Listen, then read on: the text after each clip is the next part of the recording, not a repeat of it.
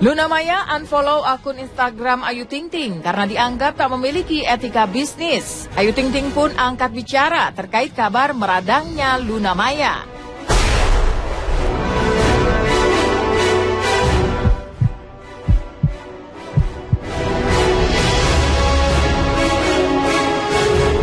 Annisa Trihapsari berurai air mata saat menyaksikan pemakaman ayahanda tercinta.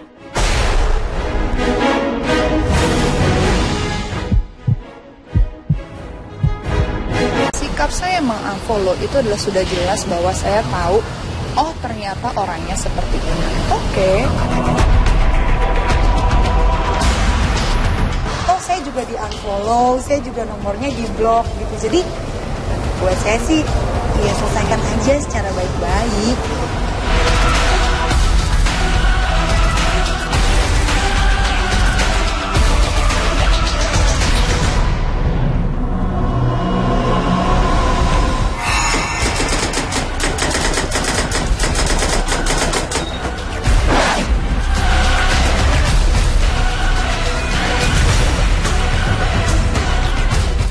Kisah dan cerita antara Ayu Ting Ting dan Luna Maya yang menyeruak ke permukaan membuat publik terkejut.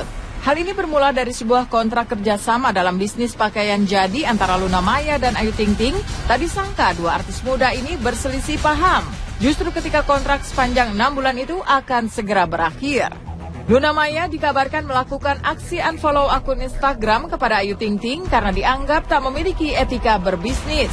Ayu Ting Ting juga dianggap telah melakukan kerjasama baru dengan pihak lain untuk produk sejenis yang akhirnya membuat Luna Maya tak berkenan untuk meneruskan persahabatannya dengan Ayu di dunia maya. Kontrak yang dimulai pertanggal 1 Juni 2016 dan akan berakhir 30 November itu pun akhirnya harus diselesaikan sebelum waktunya tiba. Apa komentar Ayu Ting Ting saat ia angkat bicara perihal pernyataan Luna Maya yang kabarnya meradang melihat sikap Ayu dalam berbisnis?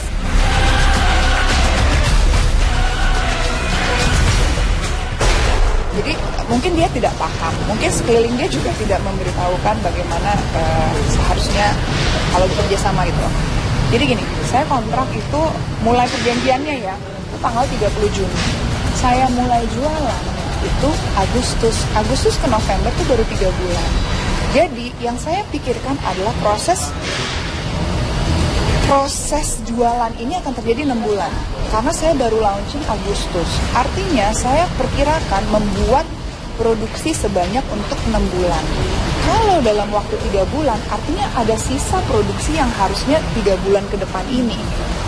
Saya bagaimana mau jualan kalau beliau juga launching? Iya, kemarin sih sempet kaget juga gitu, maksudnya kok Kak Luna tiba-tiba bisa ngomong kayak gitu kaget aja gitu. Cuma kan memang dalam kontrak tanggal 30 November tuh kontrak tuh sudah selesai gitu, dan kemarin tuh sempat dengar katanya kalau saya tuh gak ada etikanya gitu, maksudnya gak ada etikanya tuh dari mana gitu, karena kan selama kerja sama bareng tuh saya nggak pernah melanggar aturan, saya selalu promosi baju-baju saya gitu, dan kalau ada photoshoot juga saya ikutin semua jadwalnya gitu. Jadi semua tanggung jawab alhamdulillah selama ini sudah saya jalani dengan baik.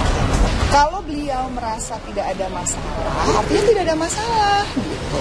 Tapi yang saya bicarakan adalah kekecewaan saya terhadap beliau, yang saya pikir beliau ini adalah mitra saya dalam bekerja.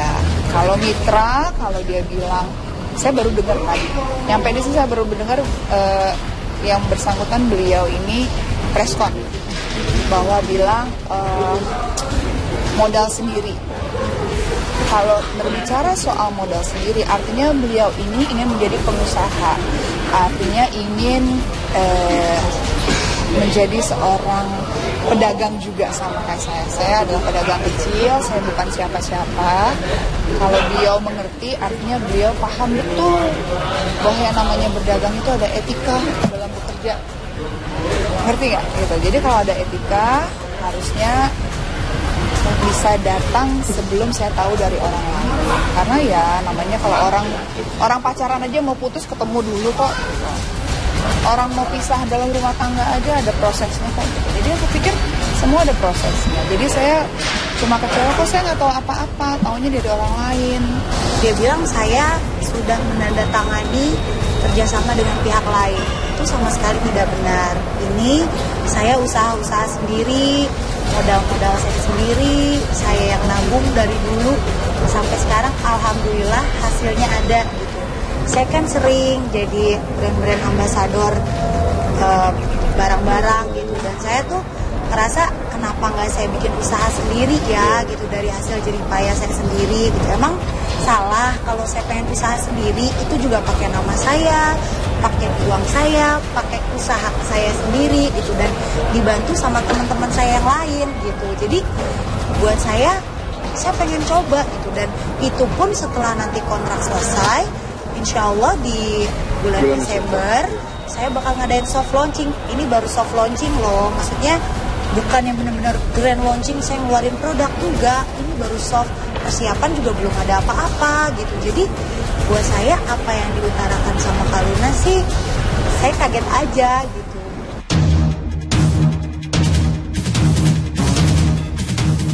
Buntut dari kekesalan Luna Maya terhadap sikap Ayu Ting Ting begitu tegas, Luna langsung mengunfollow Ayu dan kabarnya juga memblok nomor telepon Ayu. Padahal menurut pengakuan Ayu, hubungannya dengan Luna Maya selama ini begitu baik. Ayu pun sudah menganggap Luna sebagai seorang kakak. Bagi Luna, masalahnya tak sesederhana apa yang dipikirkan Ayu Ting Ting. Masalah bisnis, kontrak kerja, atau perjanjian apapun di antara dua pihak hendaknya harus dipelajari dengan seksama. Ia mengaku melakukan itu agar tidak ada tumpang tindih dalam usaha mereka. Sementara Ayu Ting Ting mengaku tetap ingin menjalin komunikasi dengan sang kakak.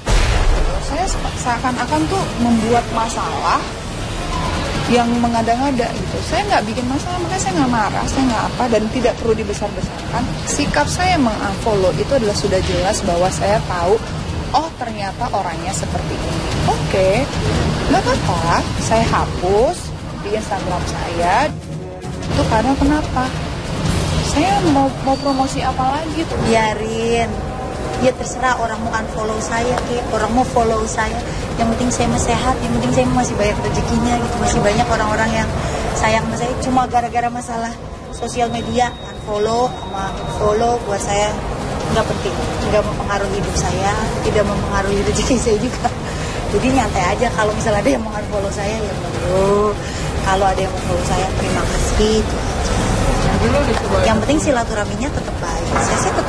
Saya sih tetap baik dengan Kaluna, tetap pengen baik sama siapapun, saya akan tetap baik. Saya memang bukan siapa-siapa. Saya memang mungkin menurut beliau ini saya tidak dewasa.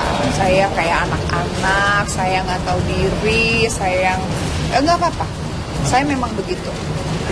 Saya memang orangnya straightforward. Saya memang orangnya ya. Saya tanya, Bu, tanggal segini ada ini.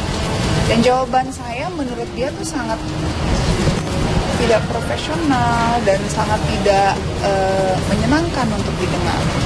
Bahwa dia berpikir saya kekanak-kanakan, saya minta dia untuk coba kembali lihat tulisan saya, lihat tulisan dia, apa yang dia tulis ke saya, lihat reaksi saya, lihat jawaban saya. Apakah saya marah? Enggak.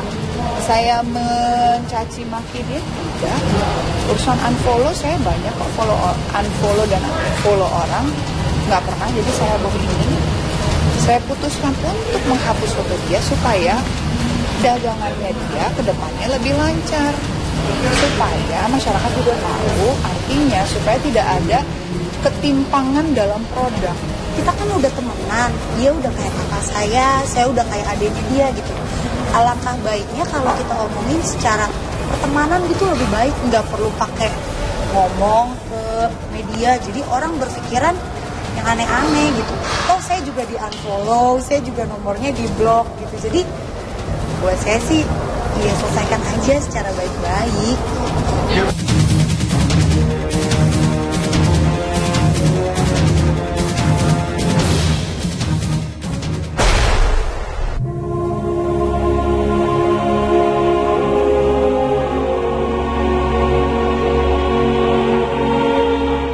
Meninggalkan kabar soal selisih paham antara Luna Maya dan Ayu Ting Ting. Annisa Trihapsari masih merasakan duka yang amat dalam ketika almarhum ayahnya Aji Mulyo bin Dwinanto Projo Supatmo dimakamkan siang kemarin di Taman Pemakaman Umum Jeruk Purut, Jakarta Selatan. Di bawah rintik hujan, Annisa dan seluruh keluarga menghantar dengan derayan air mata orang yang sangat mereka cintai.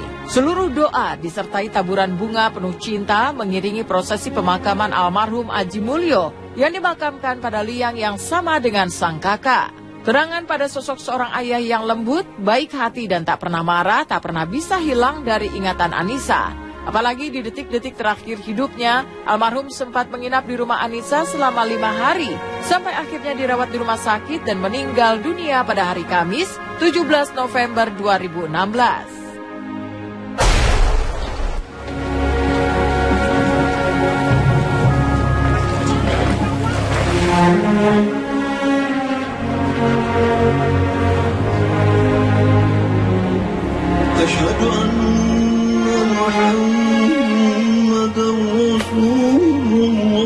Apabila kita mengucapkan kata-kata itu, insya Allah bersyukur. Apabila kata-kata itu, yaitu mengesahkan Allah. La ilaha illallah. Di akhir kita dapat mengucapkan La ilaha illallah, maka sudah kita maka alhamdulillah kita dari cinta ini. Di akhir hayatnya. Jadi waktu papa belum di ventilator, kita semua memang kurang setuju. Kalau dimasukin alat kan udah pasti papa udah nggak bisa komunikasi, tangannya diikat, makannya dari hidung gitu. Jadi udah kita pikirin baik-baik gitu. Jadi di saat-saat itu kita semua pada sholat istiqoroh minta sama Allah gitu. Akhirnya papa sendiri yang minta, ya udah nggak apa-apa, papa siap untuk ventilator. Nah sebelum itu kita ngumpul semua ya. Iya, kita ngumpul semua. Ngumpul semua, anak, mantu, semuanya ngumpul. Dilihatin satu-satu, makasih ya, Sultan, makasih ya.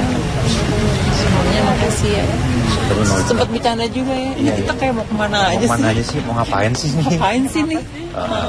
Kenapa sih kok pada nangis? Gimana nggak nangis? Kita tahu pasti komunikasi itu udah nggak mungkin. Itu terakhir kalau bisa komunikasi banyak sama kita ya. Bapak itu nggak koma sampai detik-detik terakhir pun alhamdulillah masya Allah dituntun sama kakak saya.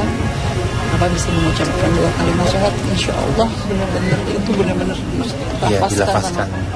Karena saat itu saya lagi syukur. Oh, ya Papa selalu bilang ya terima kasih kepada saya, terus tolong jaga Annisa dengan baik, terus ya jaga cucu-cucunya.